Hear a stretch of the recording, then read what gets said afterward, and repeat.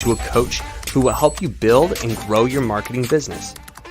Our process acts as a guide on how to connect with other businesses, maintain good relations, and establish a presence on the Giver Marketing Network. Each member within this collaborative group will have the opportunity to leverage your talent and influence, a true network effect.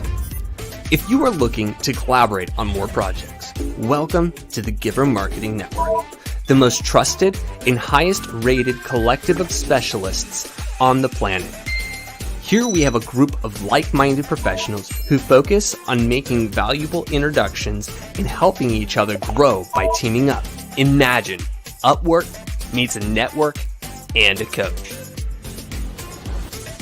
The talent collectively includes services like visibility and SEO, creating logos, designing websites, managing social media, outreach messaging, visual storytelling, and much more. Think of what you could do with laser-focused allies, strengthening your business while offering your talent to the entire network. Click near this video for more information.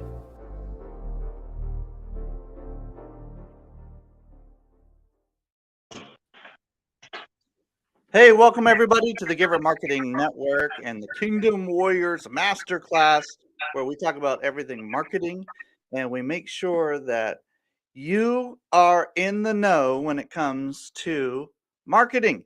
And we're going to help you do that today with our friend Sam Pepin. He's going to be talking about networking with heart. And I can tell you right now, this gentleman knows business development. He knows sales. He knows marketing. He understands the psychology of the buyer. He understands that there has to be empathy and heart built in to how we communicate with emotional and relational intelligence. So with that, Sam, I'm going to leave it to you, but I want to hear a little bit of your story first before we begin. For sure. Thank you. Thank you for the introduction, and Timothy. So born and raised in Montreal, always was a very competitive and knowledge type of guy. So very early on in my life, I was, like I said, all about sports, all about crafting myself a well-rounded profile. So very, very early on, when I was 7 years old, I actually, from the knowledge I gained from just, environmental settings and my education, I had tremendous advance on my peers. So I was already in a class of 11, 12 years old. So fast forward to when I was 16, I was already done with high school and a brand management degree also. So I was always in this very competitive and very, how can I say that?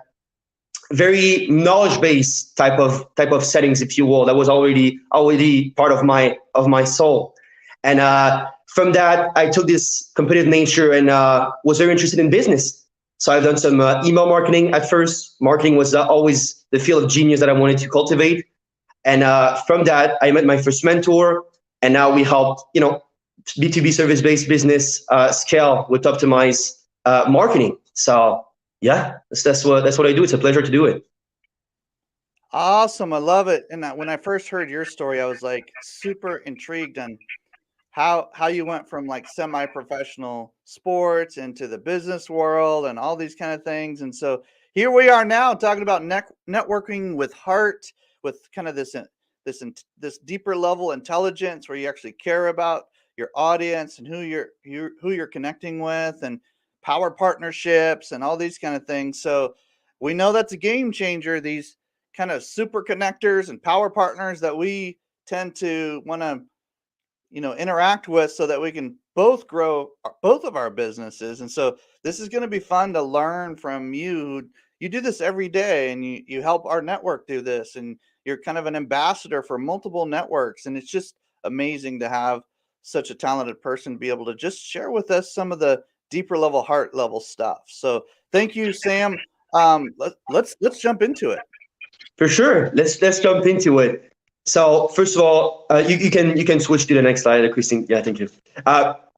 So what is networking with heart? Obviously, if you don't know what it is, let me explain it to you very simply.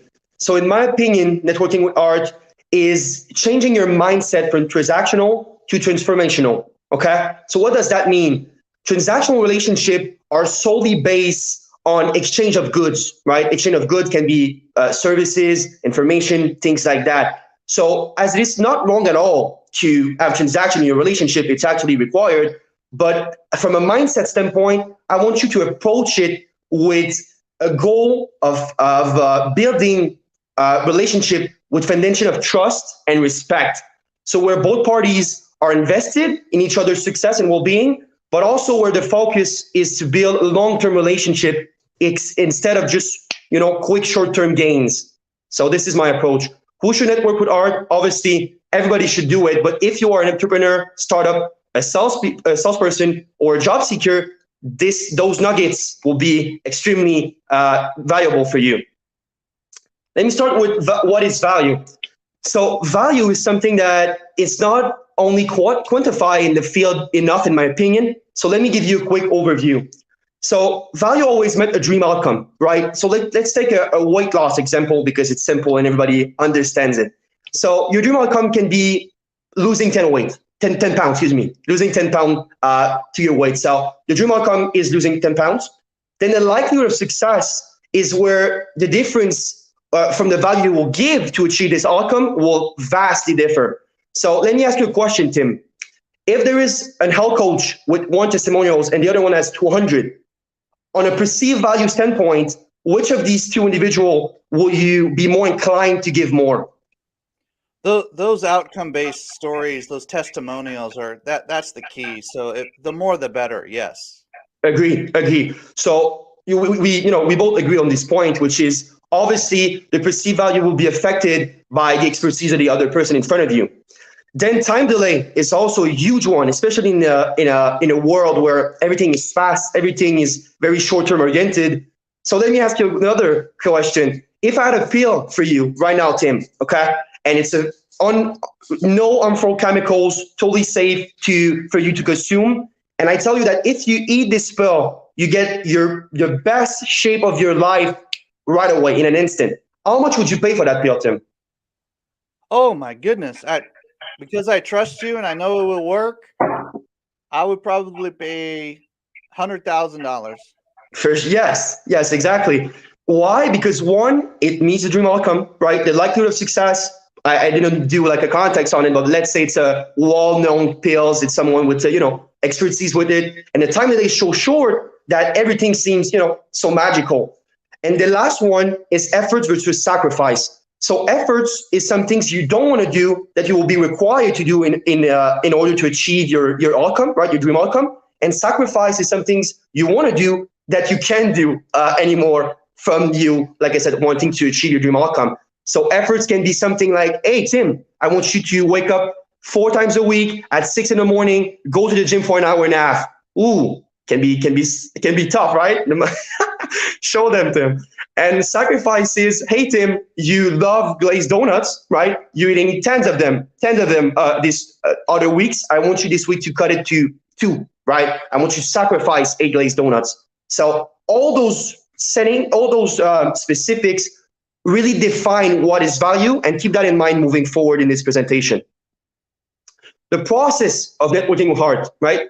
Everything starts with a stranger. Everything starts with someone that don't know, don't like, don't trust you, right? How do you cultivate and have a viable and optimized process in order to have a relationship with them? Well, first, it starts with a discovery call. In my opinion, a discovery call should never be longer than 20 minutes. So 10 to 20 minutes is probably the range I will give, where you seek alignment in any way, right? So alignment can be value, can be business goals, can be many, many things. If you don't see alignment, in my opinion, there is so many people to encounter, right? Trust me on this. If you end the discussion with no alignment, end the discussion there, except, and I do one exception, if someone in my network actually refers them back to me, now I might have another time. But until that point, end of discussion. Yes, this is where a collaboration call will be a gold mine for you, right? So a collaboration call is anywhere between 45 to 60 minutes, in my opinion. And this is where you want to give tremendous value, right? So keeping in mind the specific, it can be many things, can be referrals, can be meaning their problems with someone you know in your network, right? A book recommendation, can be many, many things. But try to always give first and see how much it impact, how much you receive. So is this like a taste and see of what they're going to be getting more of later, Sam? This collaboration call, like how does that? Because some people will go 60 more than 60 minutes, and that's a long time for a collaboration call. How Yeah, how does that work as far as honoring each other's time? it's a great question. It's a great question. In my opinion, because this collaboration call would have a lot of content, right? A little bit more of context on what they're doing, who they are, their business, all those things. So in a respect of time, like I said, I would like you to focus on ending the discussion on a positive note. That's always a thing, whatever, if you move forward or not. But more importantly, always, like I said, try to give tremendous value up front. And this will be, like I said, anything from the specific that I give prior to this. But in respect of time, try to really keep it between 45 and an hour. I think it's plenty of time for you to come into a collaboration, for sure. Now, are you pitching during this call, or like especially the first half of this call? I mean, are you going right into like, this is what I do, you should buy my stuff, or like how does that work? Yeah, great question. So absolutely not. Absolutely not. I want you to, all this pitching, right, that you hear somewhere, and that's fine when it's on a decision call. But collaboration call really stands as a call where you seek collaboration, right? Pretty straightforward. So no pitching. It's more about, like I said, transformational, right? What can I do for us to build a relationship of trust and respect in a long-term one? So it's very important. The other follow-up, let me give you a little sequence for you to follow. So obviously, start with a discovery call. Like I said, if no alignment, you end the discussion.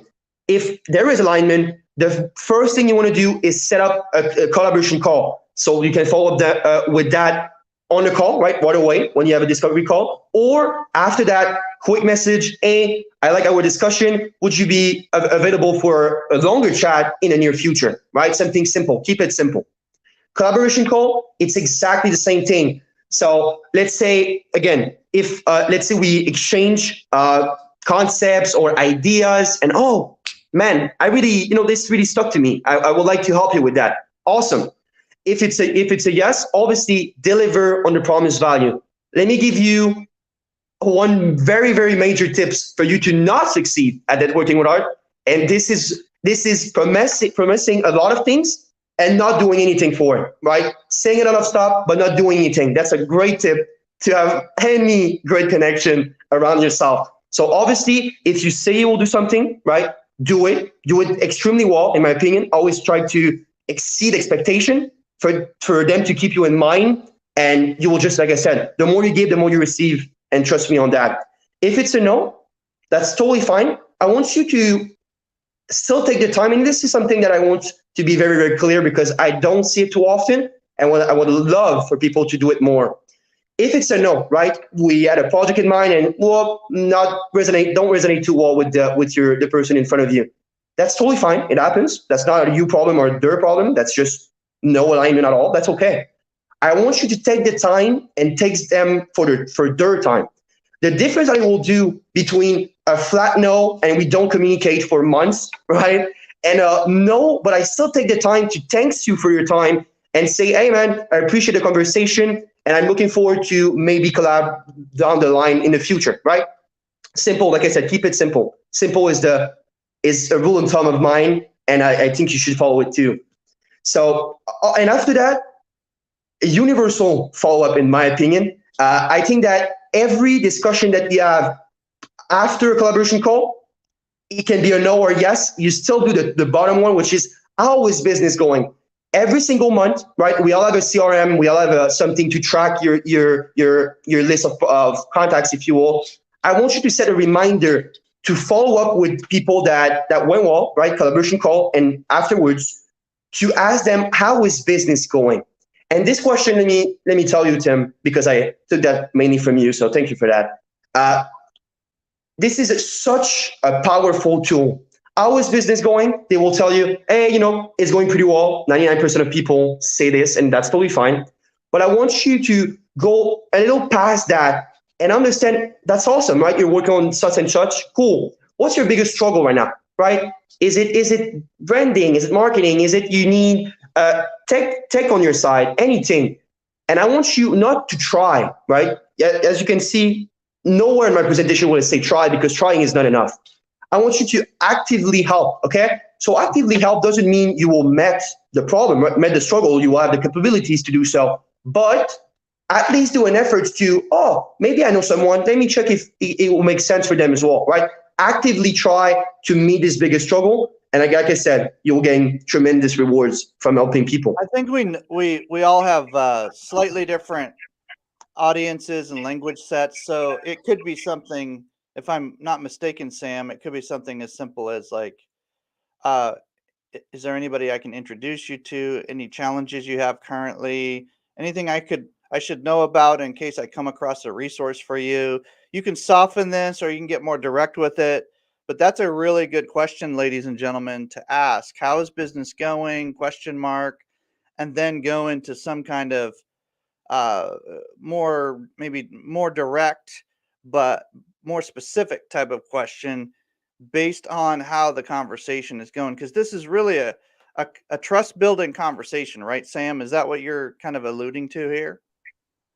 Yes, this is exactly what I'm alluding to. So basically, from the goal of nourishing, right? We are humans, right? So we connect, especially entrepreneurs, we connect with so many people all the time that if you don't follow up with your people, with the people that already like, know, and trust you, how do you expect them to keep you in their mind, right? So it's not only from a process of helping them, which is obviously the main goal, but it's also to a lot of those conversations will resolve in, hey, yes, I heard you were working on such and such. Let's have a call in the next few weeks and maybe have another discussion on how we can help each other, even in a deeper level. So, like you said, this question can be slightly formulated slightly differently, but keep the same spirit.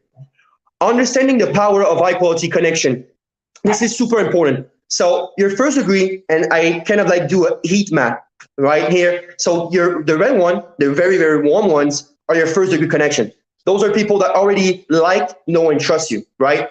So those people, it's very important for you to cultivate those relationships, because those connections are actually priceless.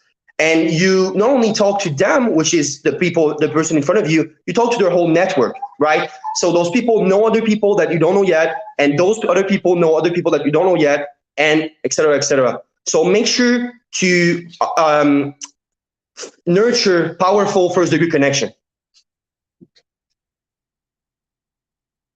The benefit of working with art. This is again super interesting. So from recent studies, right, that I saw, 1 to 3% of your connection are people that you would likely do business with in the near future, right? Either right away or in the next few weeks.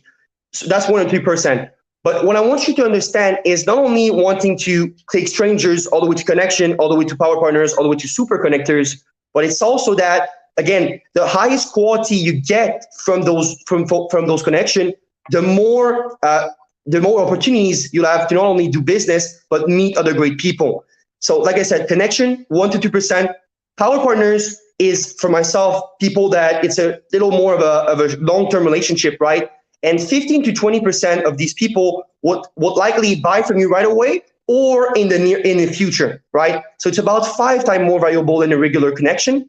And it's the exact same thing with a super connector. So in my book, a super connector is something so powerful because it's likely someone that we call, influencers, if you will, or circle of influence. Those are all different ways to say it. But super connectors is someone that has an impact so broad on his audience that I guarantee you that if you cultivate people all the way to becoming super connectors, 100% of the time, this person would affect someone that buy from you, either them or either someone in their network. So again, always focus on trying to bring more value to people to make them gradually escalate on that pyramid. So what you're basically talking about here, Sam, is a leveraging of your time. So basically, a typical connection, if I'm hearing you right, you're going to have, a typical response of 1 to 3% will kind of buy something from you, be some kind of exchange of value that happens. There is mutual benefit because they're a good fit, and that's great. The power partner, as you start to get to know somebody that maybe wants to have some kind of creative, referrals back and forth, maybe, or some kind of exchange of value that's a little bit more creative. You're probably going to see a 15 to 20% return on your time investment with that particular person. But then a super connector, we're talking about a whole nother level. I mean, they're having you on their podcast. They're having you come and speak at different places. They're introducing you to other power partners and other connections. And so now it becomes this exponential where it could be 50, 100, 200% return on investment of your time. Whereas it might take dozens and dozens and dozens of regular connections to be able to generate some revenue. Whereas with a super connector at the highest part of the mountain here, it might only take a few conversations and boom, you're in front of that, hundreds, if not thousands of people, and vice versa. You might be able to introduce them to some extraordinary opportunities as well. So they get 100% return on their investment of time, and you get 100% return investment on their time if you do it right. I love this. This is a really good concept. So you're basically evaluating not only who you're talking to and kind of where this could go, but really being a good steward of your time. And this is really, really good.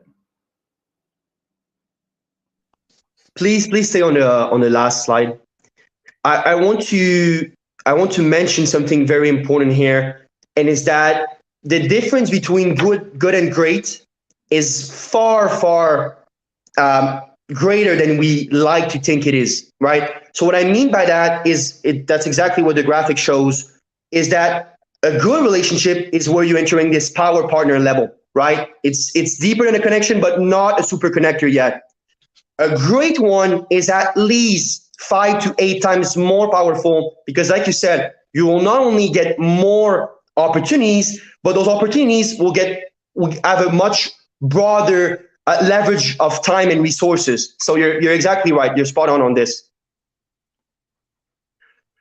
Nurture your network by association. This is probably my favorite thing to do, and Timothy can probably know this very, very well, because we exchange value in that way very, very much.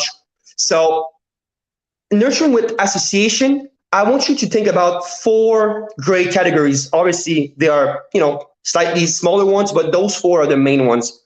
So when I encounter a stranger, right, the first thing I want to do, right, is first of all, like we said, give them value, respect their time, but also on the back end is also kind of like pulling him in my circle of influence. And I do that by referring to great people with those 4 boxes. So the first one is geographic.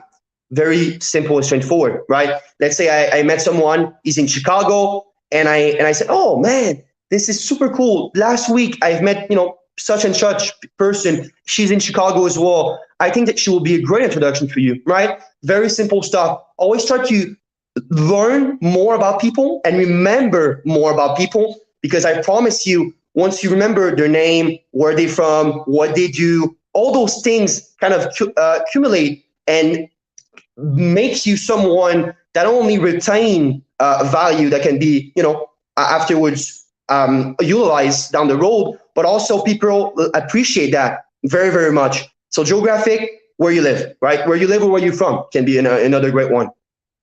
Firmographic, again, pretty straightforward as well. So let's say, Tim and I are both in the digital marketing field, right? So we are, by association, firmographic, right? That's a very simple one. So either someone that does the same thing and there is ways for them to collaborate, because obviously there are some industries where it's more of a competitive type of field, and that's fine. Try to understand that sometimes people don't want to meet people that are too look-alike, if you will, but it's also a very, very great way to introduce them to people they want to meet, which is either other power partners that can refer them to their end clients, or exactly the clients they want to meet, which is, industry-wise, size-wise, all those great things that we already know about. After that, demographic, this one is slightly blurry, so let me explain it to you. Demographic for me is things like age, things like gender, things like education level, right? Once you nurture your network by association, it makes the first contact way easier, way easier, because you're already breaking the ice with a simple, like I said, simple reference from where they are, or industries, or hey, let's say you're in the same age range, right? And you're really picking this also type of mentality from both of them. Those are probably amazing people to introduce to each other, because they will kind of like nurture this relationship, and they have a way to communicate which is similar because of this settings. So, and then psychographic, this one is one of my favorite as well. So I'm a big notes guy, right? And everybody that knows me know that I love to know a lot about people, because obviously if you know a lot about people, you can gain value from those information and cultivate this relationship with all sorts of value on your side. So psychographic is anything from kindness, funny, right? Sometimes I encounter someone and we just laugh. That's a great thing. That's an amazing thing, because I will always note that down. Okay, this guy is a pretty laid down person, pretty funny person, and he probably like to encounter people like himself as well. So the main goal here is for you to understand the power and the effectiveness of associating people in the first conversation to break the ice and nurture the relationship. So really what we're looking for here is some kind of alignment or connecting point that would make sense in our heart or our mind or our emotions, that would allow for some juice, some relational juice, some reason to continue the conversation in a deeper way that could potentially foster trust that is so high that you're recommending business to each other, you're introducing people to each other, you're creating opportunities for each other, you're doing master classes like we're doing right now. There's so much higher levels, like you were talking about before, based on these main. And I'd never really looked deeply into firmographics, so thank you for explaining that. Just information you find online, just basic industry stuff, just basic data, basically, that you could see some kind of data match. Somebody maybe says something about their faith or something about this, any kind of data that would give you a clue, like, oh, they like to travel, or just different things, any kind of data point or information piece. I love that you brought firmographic to the table today, my friend. That's really good. And yes, so basically, let's stay on this slide for a moment here. What you're referring to, and I know you quite, personally. So you're a very big psychographic type of person, right? You're amazing. Let me say it, at recognizing either person character traits, right? In general, people that are clever, people that are even character-wise, right? Introvert, extrovert, that's some things you pick up very, very quickly. And this, ladies and gentlemen, is probably a gift that you have, but it still can be improved on your side by practicing it, right? By actively trying to pick up some information from the person in front of you, and not going in that mindset of transactional. This transformational mindset will help you very much on that point, because again, you cultivate long-lasting relationship. You cultivate knowing more in order to give more. That's how I will say it. Love it. Here, I'm gonna hit us to the last couple slides here, man, and we're gonna have a roundtable discussion. This is gonna be fun. Awesome. Looking forward to it. So I want to end this discussion, right, with how can you start networking right now, right now, next meeting, you can apply those tips and see tremendous result. So first mindset switch is, instead of going into networking in a whiff, right? So what is in there for me type of mindset, I want you to change it from someone that maybe I did not create it, but my idea, which is what is in there for you. And why you want to do that is very simple. Let's say we have a round table, right? We are 10 people, Timothy, right? The chance that if I introduce myself and I have a really, egoistic type of approach to it, the chance that I close, that I turn those cold prospects into clients, very, very slim, right? We can all agree on that. Very, very slim, because they know barely nothing about yourself. So not only will you seem more genuine, will you seem more empathic and just seeing like a great human being in general, but you'll also see tremendous return on investment of resources, which can be time and all those other great ones, by starting the conversation with, how can I help you? People will remember that, and it's super powerful. I love that, Sam. Something that I've really learned from you and from others is that when you walk into a meeting, it's pretty clear pretty quickly if somebody is either hurting, or they're desperate for sales, or they're not in a good place emotionally, and look, we've all been there, so I'm not judging. I'm just saying, like, if you ask if you ask somebody to share their story and they go into a sales pitch, you're dealing with somebody that's desperate, or there's a reason we use terms like sales breath, and kind of low class approach to forcing a sale, because I get it, I've been there. You want to move out of that kind of narcissistic, like, it's like, how's it going to benefit me right this second kind of approach, and think a little bit more long term, like a relational dynamics of the long term. And I love how you're bringing this right to the front. Like, look, don't think about what's in it for me. Think about what's in it for them, for you, the other person. And that's emotional intelligence when it comes to sales. And what I've noticed too, Sam, on this topic is that the people who do this don't burn as many bridges. So they don't have to go to as many new lists. We're going to have Joel Snyder and Christine Dean come in on this conversation in just a minute. And we're going to have more discussion about this. And this is very, very important, because it's a mindset going into a conversation. Yes, my dog is going slightly crazy. Pardon me for this. I don't know what's the problem there, but anyways, what I want you to understand. Okay, it's okay. Hold on one sec.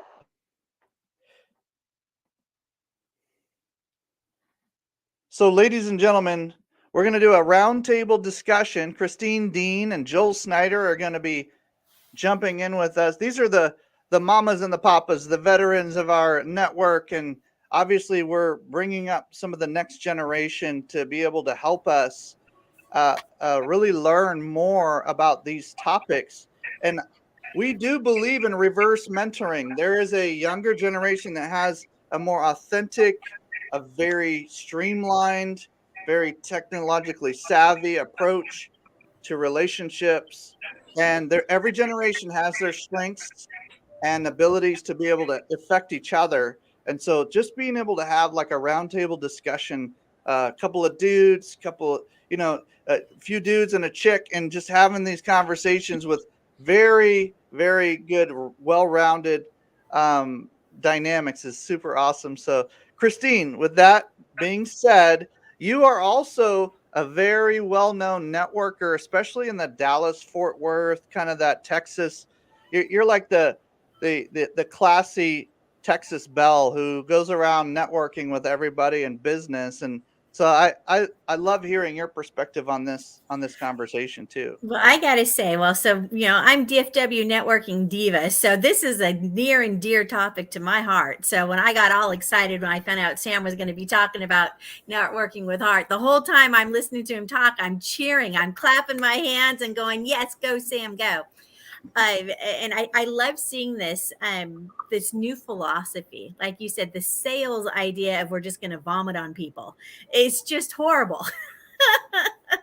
And that's, you're missing the whole point behind networking. You don't want to just sell to the person in front of you, right? You want to develop that relationship so that you have a continual stream of opportunities coming your way from them.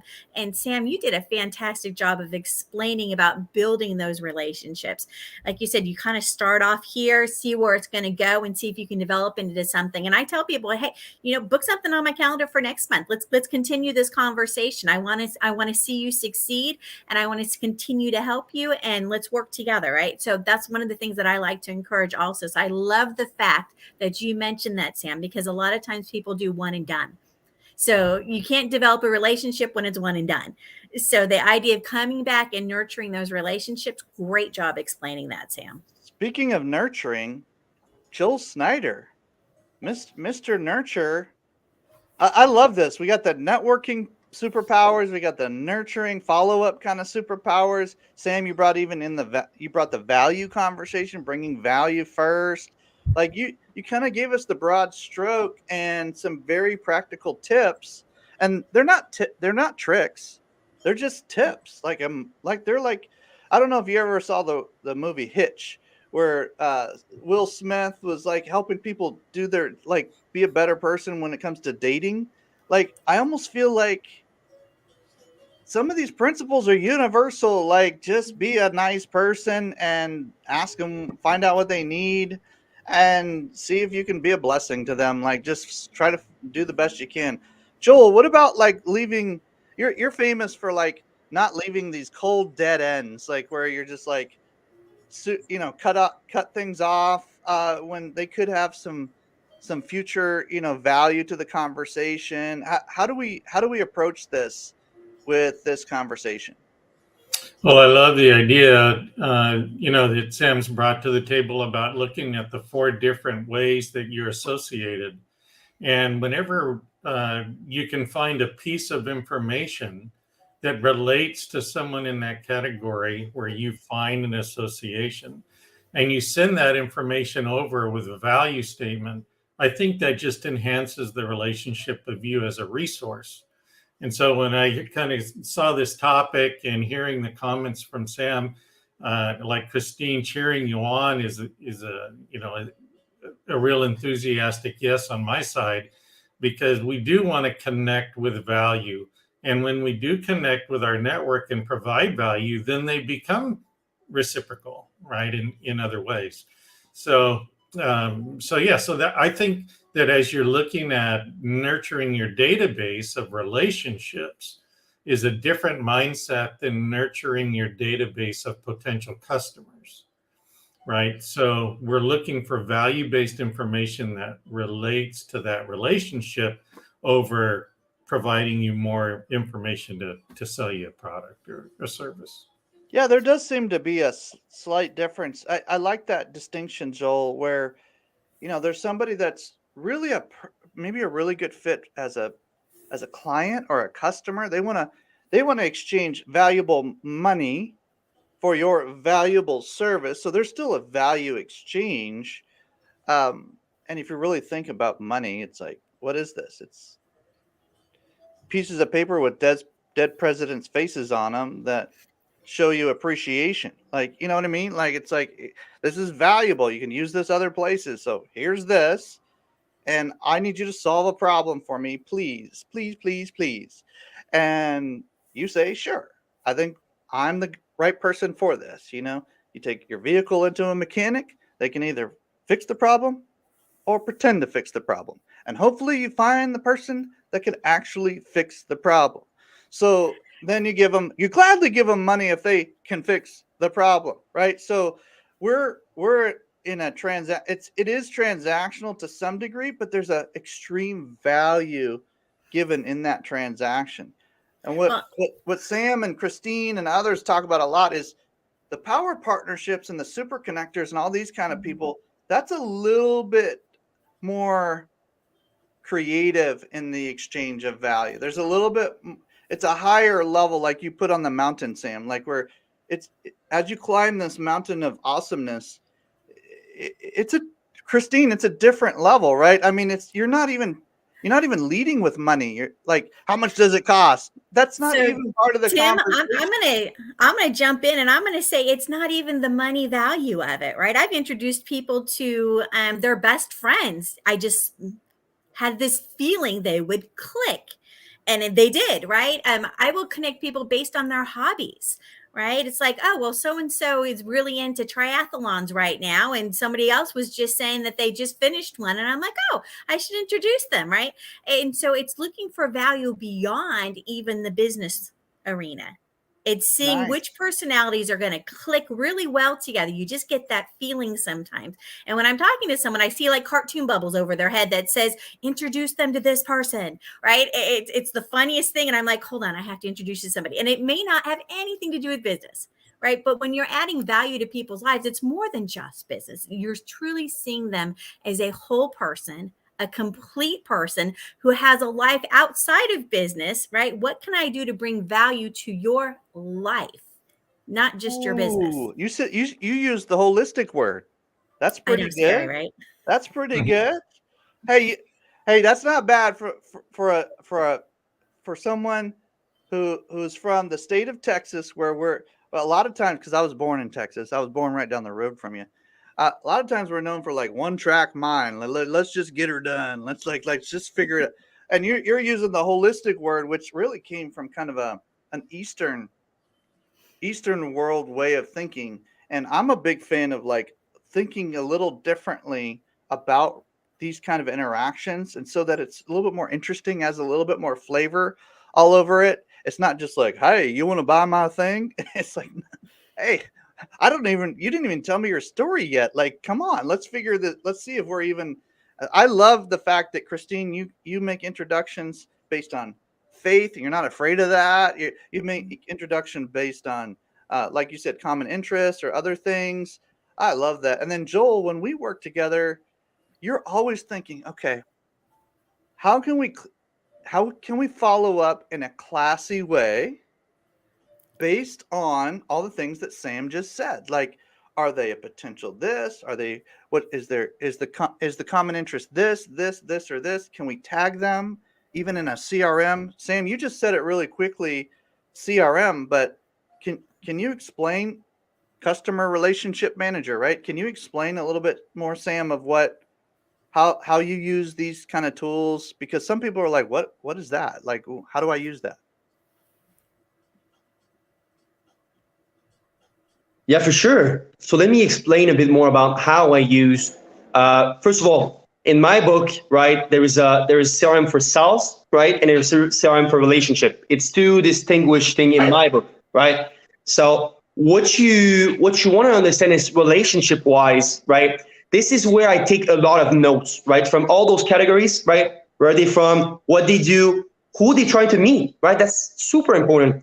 And then demographic as well. Do they have children? And after that, psychographic as well is very important for everything that I think is remotely relevant, like kindness, funny, even like I said, lifestyle, which is something that Kristen mentioned, is very, very great. You need to be able to go past business at different level of frequency, right? In my book, you have this first level, which is very salesy, I just want to, shove it down your throat.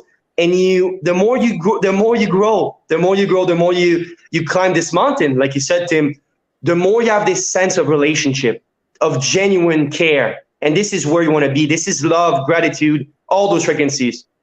Love it. Well, hey, ladies and gentlemen, any last thoughts, any last questions for Sam?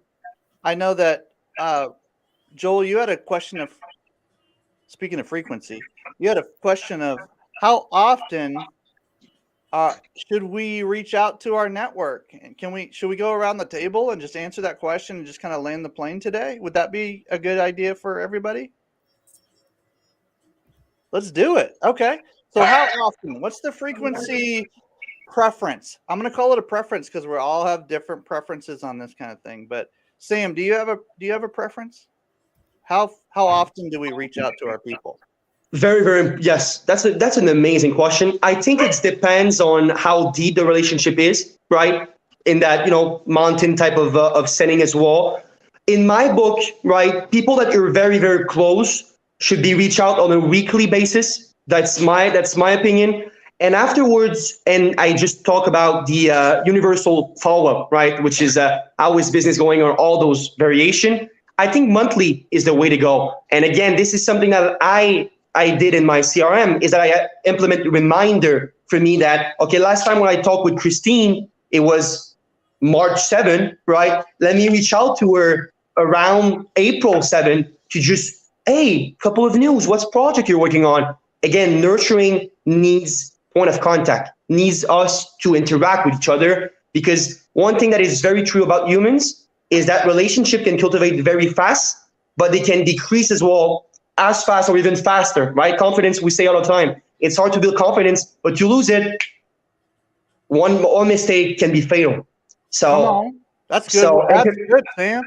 Yeah, so interaction and quality of it is my main two,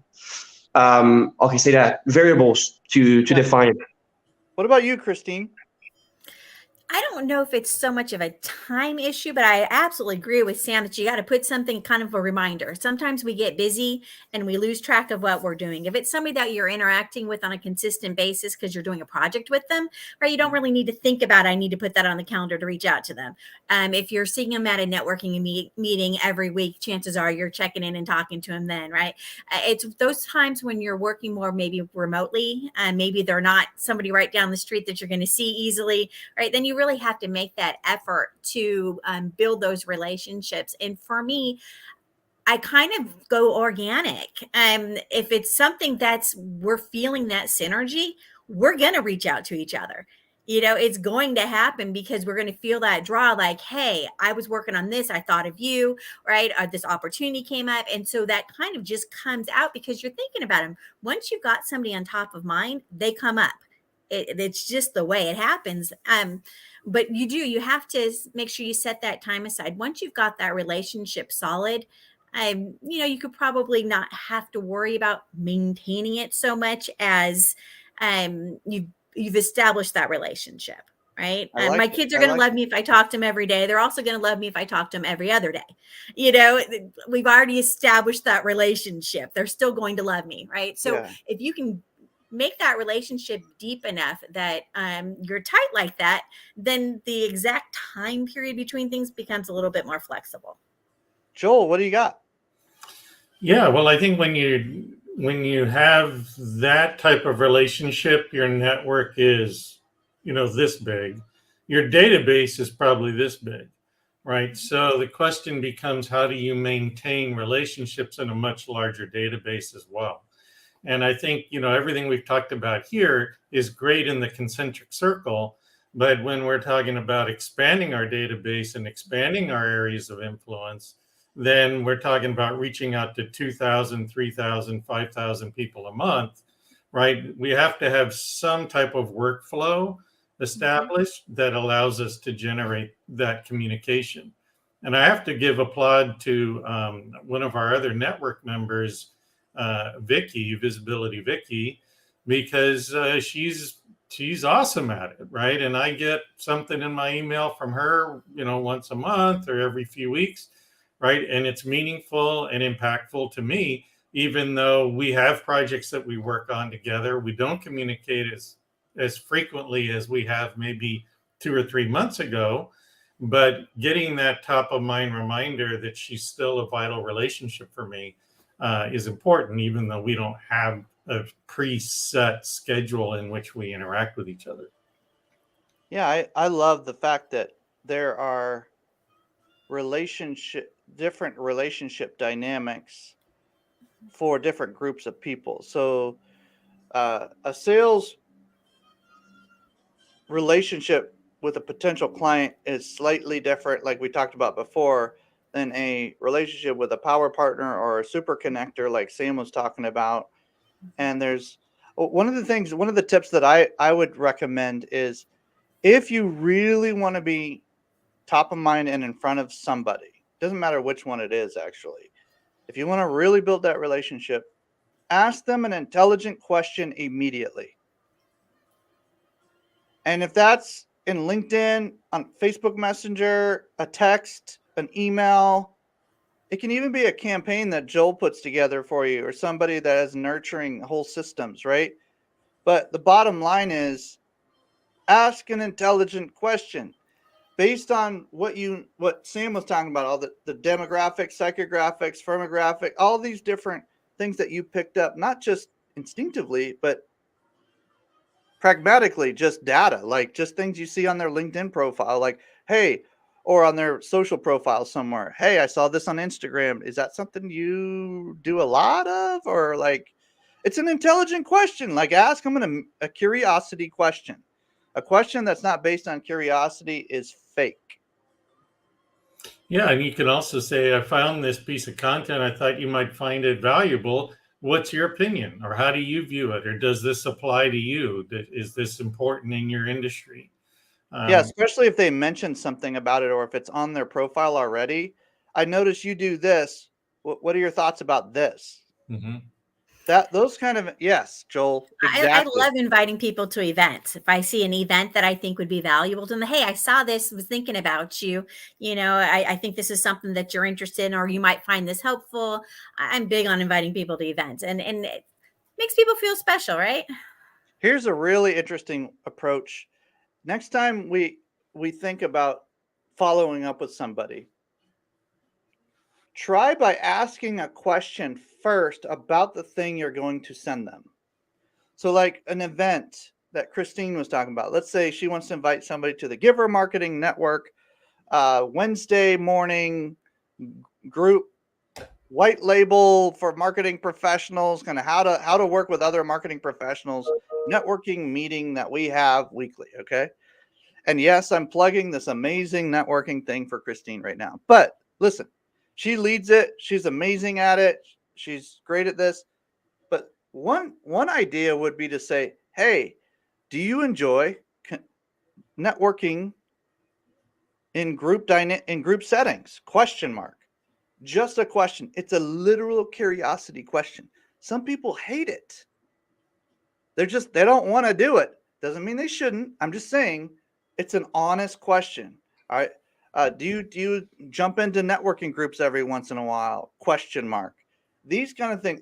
Yes, they're setting the stage for what you're going to send them, but they are genuinely a caring question, because you don't want to shove something down somebody's throat that they never gave you permission to send them something. So even in emails, you can ask questions like, right, Joel? When we set up our nurturing question, hey, looks like there's a bunch of good events and opportunities coming down the pipeline. Is that something you would want to know more information about? Question mark.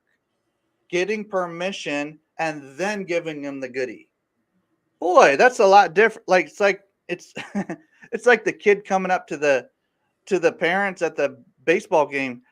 Do you guys like chocolate, or are you more like a popcorn person? Like, these are real questions. Like, and yeah, they're leading to a direction, but they're not manipulating it. They're just genuine questions. So these kind of like binary or really direct questions where you're asking people if they're even interested, and kind of just sensing that out of a respect for their inbox, their time, and their attention, all that kind of thing. Because God knows we got a lot of people throwing things at us, and at some point you're like, man, you used to be a friend, but you are annoying the crap out of me right now. Like, let's figure a different way to communicate. Like, stop. Yesterday, one of my favorite mentors, I had to push stop on his text messaging, and it just bling bling bling bling. Sorry, you will no longer receive these messages and blah blah blah. And it's like, just push stop on those automated text messages if you don't want them. But if you've gotten permission, then you should expect them, and they're very welcomed. And other ones are very welcome because I signed up for them, and I didn't slip into their nurturing campaign. without permission. So I know Joel's a big fan of permission-based nurturing. Sam's a huge, like, intelligent dude around permission-based. Christine's like the queen of permission-based conversations. And so this is, I think, a good place to kind of land and just say, go get them, ask permission, follow up well, and look for those super connectors in your life. And if it's one of us, or if it could be one of us, hey, if nothing else, reach out to Sam and ask him how to be a super connector, and maybe you could be one of his super connectors and vice versa. So look him up on LinkedIn, on Facebook. Just type in Sam or Samuel and you'll get to him. And his last name is Pepin, ladies and gentlemen. Look him up, set up a little time with him, and all you have to do is ask him for a scheduler and one of those ways to connect. If you're a LinkedIn or a Facebook person, he's easy to find. So that'll be good. And Tim, we want to remind everybody, if they're not already in our marketing group, that they should come hang out with us on Facebook. And we've got our own Giver Marketing group. Got that scrolling across the screen right now. yeah, and you'll learn about all of our masterclasses, masterminds, networking opportunities, all within givermarketing.com/group. Many of you are watching us live in that group, so invite some people to this group. But if you're watching it somewhere else, like on LinkedIn or YouTube or Twitter or some other channel, come join us. We're going to have some fun. It's an invite-only group, so you got to be able to see it here or somewhere, or somebody's got to invite you. And there's a quick question you have to answer. But if you mention the Giver Marketing Masterclass, we will let you into that group. And you just go to givermarketing.com/group. All right, ladies and gentlemen, we'll see you next Tuesday, same time, same channel, same location, right here on the channel you're watching. And then tomorrow, Timothy, we're going to see our marketers. We have our networking for marketers tomorrow. So we've got exciting things going on. We've got our masterclass on Tuesdays, that on Wednesdays. And, if those marketers wanted to get involved in our group, I heard rumor we have a mastermind on Mondays too. So we've got all sorts of fun things going on with Giver Marketing. So come join us and have some fun with us. We'll see you soon. All right. See you soon.